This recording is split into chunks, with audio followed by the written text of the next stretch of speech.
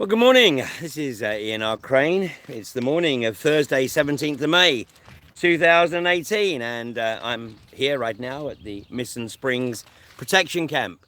And a few minutes ago, it was almost a clear blue sky, but now we got some cloud coming over, but the wind's got a bit of a bite to it. So, the last couple of days have been pretty pleasant. Let's hope that we do get a nice late spring. But meanwhile, just dropping my notes here. Meanwhile, the title of this morning's broadcast is are we going to sit back and just watch our own destruction? Or are we going to participate? Now, of course, I know fine well that I'm not exactly addressing the nation. And that's not necessarily relevant because the vast majority of people we know are not going to participate. But they're not going to participate either way. They're not going to rush to the defense of the establishment, but then most likely not going to rush to join our ranks either. Unless, of course, a tragedy hits them very, very close to the heart of their family. And then they might actually reconsider. But even so, the reality is that I'm just trying to address those few percentage points of people, perhaps 3-4% of people who are aware of what's occurring and do have sufficient motivation and compassion to actually get involved in everything that is occurring.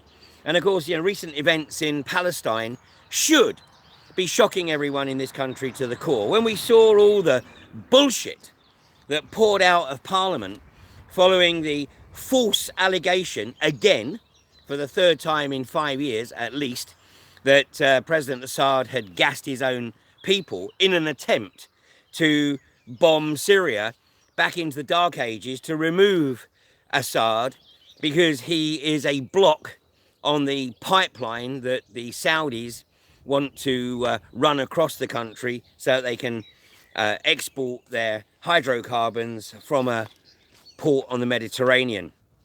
But Assad, being a secular leader and managing a country that has multi-faiths and keeping a lid on insurgency in that country is not an easy task. And because he's more inclined to provide Iran with a facility to export its hydrocarbons to the Mediterranean, then of course the global banksters want him removed. So just a few weeks ago, the world was on the brink of global conflict on the back of a false allegation.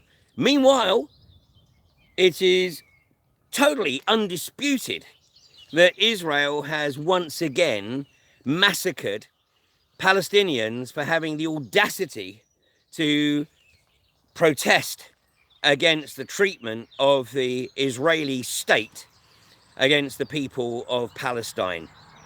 And what do we see? Boris Johnson run out of Parliament rather than address a question.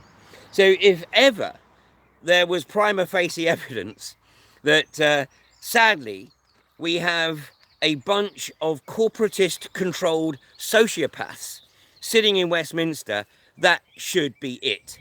And of course, the establishment will do everything it possibly can to defend Israel. And Nikki Haley's comments in the UN, she's the United States ambassador to the UN, her comments yet again in the UN show how outrageous the West, the supposed developed world, has effectively become the world's oppressor in a big way. Now, we can't necessarily change things on a global basis, but we can impact on things right here. And I am very, very well aware that in a number of countries around the world, for doing what I and others who do what we do, we would probably quietly disappear and never to be heard of again. And unfortunately, that's certainly the way we are heading here in the UK. And right now, legislation is being put in place and court rulings are being made to effectively shut down any active dissent against the establishment or the establishment agenda. So while we do still at least have the luxury of being able to speak out, although Facebook, of course, are doing their level best to try and shut that, because once again, I'm in Facebook jail for at least another week, which is why this morning's live stream is going out on somebody else's Facebook page.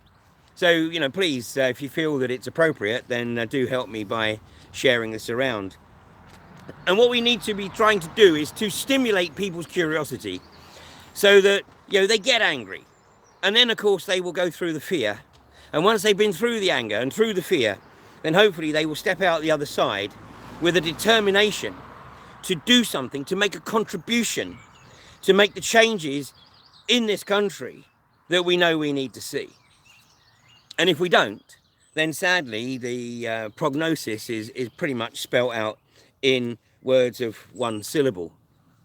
Now, yesterday, I spoke about the 11.3% increase in deaths around in England and Wales in the first 16 weeks of 2018 over the average of the previous 5 years. And this had been flagged up to me some weeks ago by a Lincolnshire undertaker who visited the Missing Springs protection camp. I didn't have a chance or the opportunity to really investigate that further, but fortunately, it is being investigated, and you know, now the mainstream media have actually run articles on this subject, and of course it has opened up a debate that the establishment wants to try and shut down as quickly as possible. Now, yesterday I had a conversation with Mike Robinson of the UK Column, and he shared with me that one of the speakers at an event the UK Column put on in Nottingham this past weekend, one of the speakers had made an observation about the increasing number of people arriving at undertakers in a malnourished condition. Many of them almost all of them, in fact, from the care system, but many of them directly from hospitals. So this is, again, prima facie evidence that hospitals are effectively being instructed to euthanize those who it is perceived cannot make a direct contribution to the corporatocracy and will be effectively a drain on the resources of the corporatocracy. And, you know, once again, I mean, this is so sad that, you know, this occurs, and yet nobody really wants to take an interest unless it's your father, unless it's your mother, or unless it's your son or your daughter. But, you know, one of the fundamentals of humanity is compassion. And if we are losing our compassion, our ability to comprehend the trauma that people are going through as their relatives, their loved ones, are put into the state care system or healthcare system, only to come out the other side as a corpse, if we turn a blind eye, then we effectively give it our permission to continue. So it's absolutely essential that we make contact with elected representatives. I know there are many people watching this who say, well, they're a complete waste of time. I know they're a complete waste of time. But nonetheless, the reason they're a complete waste of time is because nobody talks to them. Everybody thinks they're a complete waste of time, so I'm just going to ignore them. And then they just crack on with whatever it is they want to do. They just follow whatever their corporatist paymasters tell them to do, because they know that you're not going to bother them and you'll leave them alone. Well, it's time to get in their face. It's time to get in their surgeries. It's time to be outside their home address. It's time to remind them who it is that put them there in the first place, who it is that allows them to ride the parliamentary gravy train, who it is that allows them to benefit from their index-linked pensions after just a single term in office. Privileges that are not available to the working man or woman. And we're sitting back and letting it happen. And if you think for 1 minute that this increase in deaths is going to stop after the first 16 weeks of the year, think again. Because right now, the healthcare system is being deliberately decimated. The intention, of course, is to establish a private healthcare system that is only available to those who are on a corporate payroll, or the likes of Jim Ratcliffe, the wealthiest man in Britain, who doesn't give a stuff about who he treads over on his quest for total ownership of the corporate monopoly board. participate. This isn't about activism, it's about participation. It's simply about having a say in the determination of where this country goes in the future. And your government and your elected representatives, every level, would be very, very happy if you did nothing, if you just sat back, because then they can just carry on with their agenda. Meanwhile, of course, they'll say, when you do eventually wake up and moan, they say, well, you know, we have been telling you, it has been out there, it's been in the mainstream media all along. And as for the fracking industry, well, yesterday I read an article about the investigation into Carillion. And of course, Third Energy in North Yorkshire, who were run off with their frack pumps firmly tucked between their legs just a few weeks ago. But some of the observations about the way in which Carillion was managed apply directly, not just to Third Energy, but to the other unconventional gas companies. So let me just give you a couple of examples here.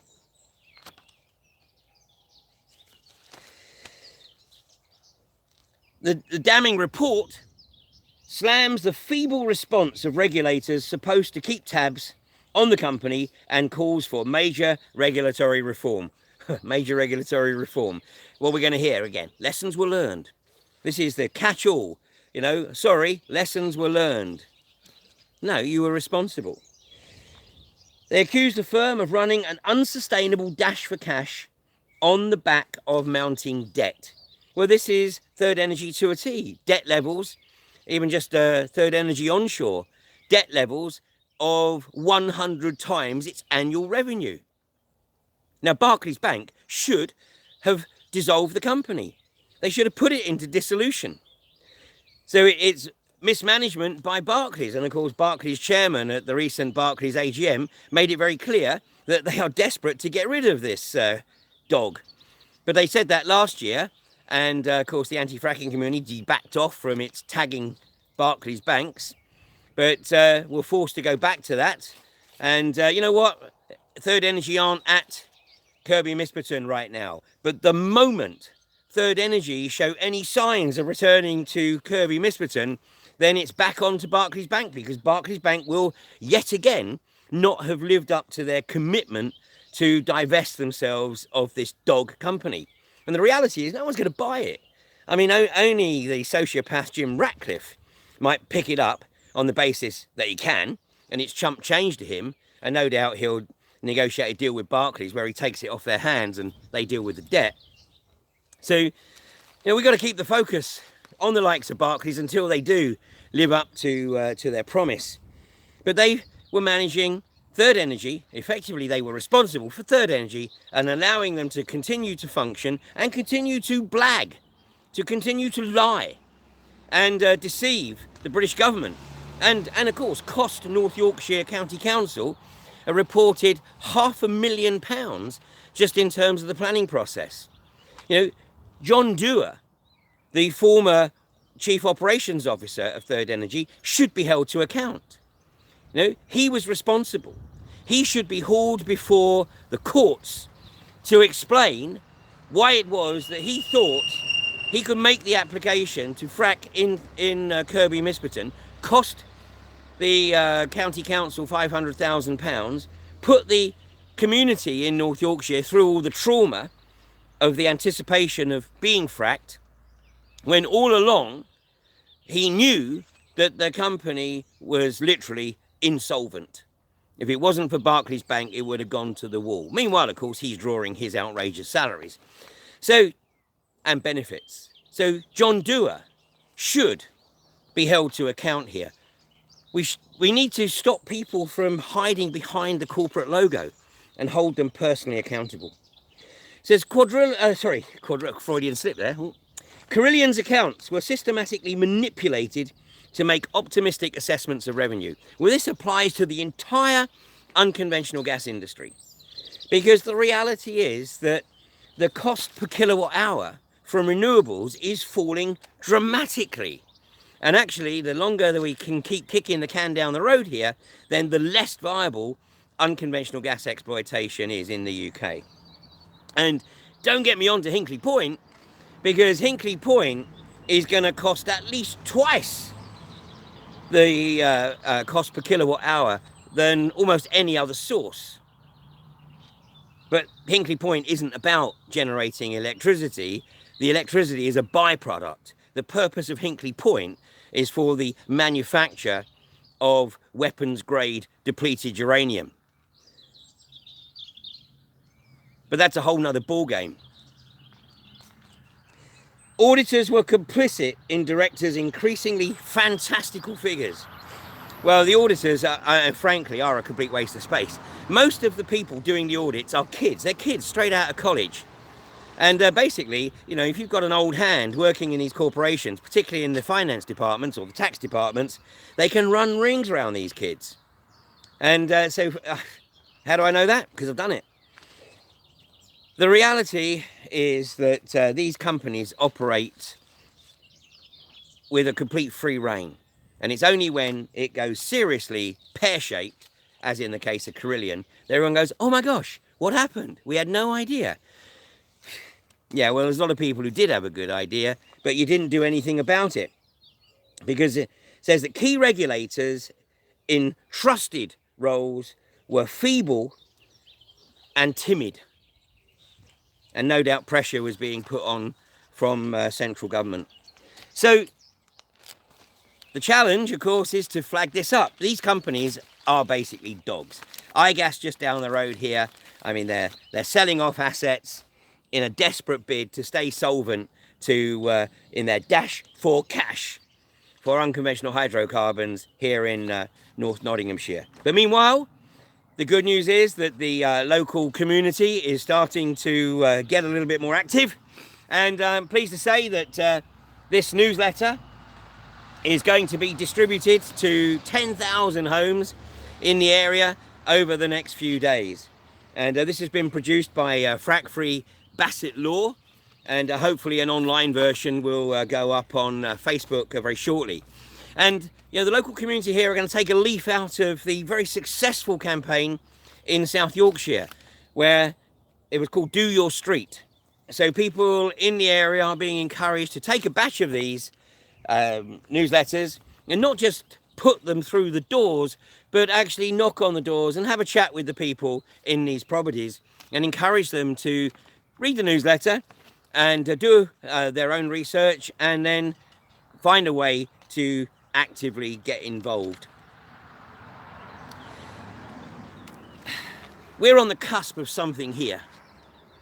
Either the UK is simply going to descend into a corporatist state, which of course is exactly the phraseology that Benito Mussolini used back 70 odd years ago, when he said that, you know, actually the definition of a corporatist controlled state is fascism.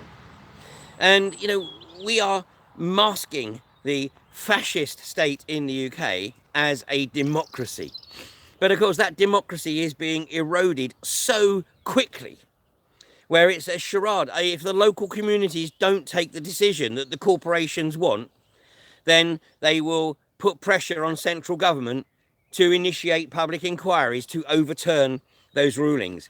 And if the corporations don't get the result that they want from the public inquiry, then they'll take whomever to court, a la Mr. Burns, Jim Ratcliffe of INEOS.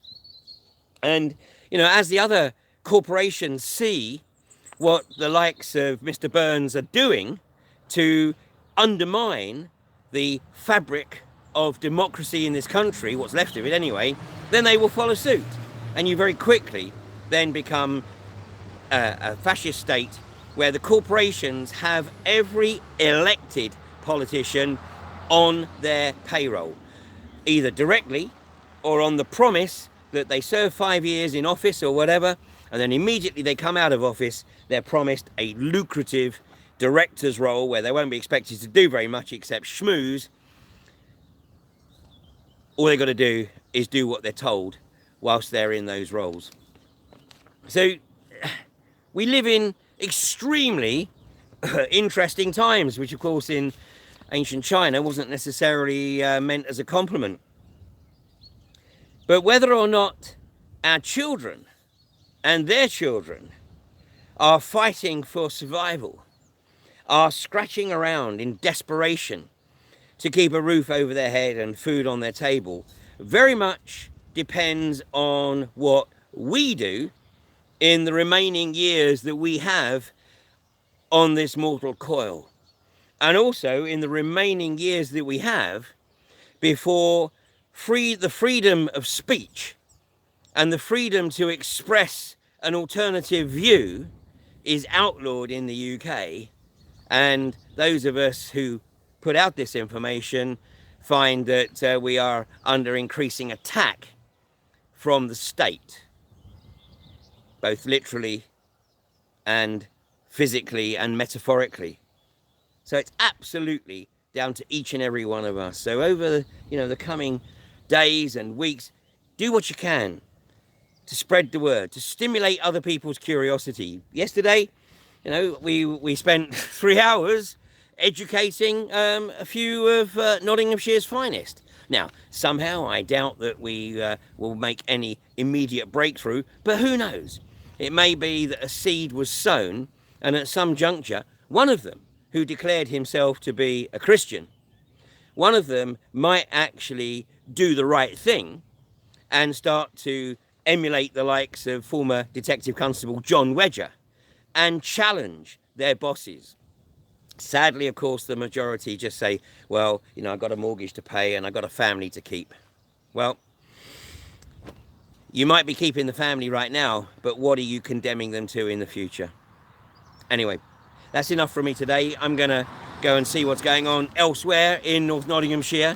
And as I say, if you are in the North Nottinghamshire area and you are interested in helping to distribute the Bassett Law Frack Free newsletter, then please drop a message on the Frack Free Missen Facebook page. And if you would like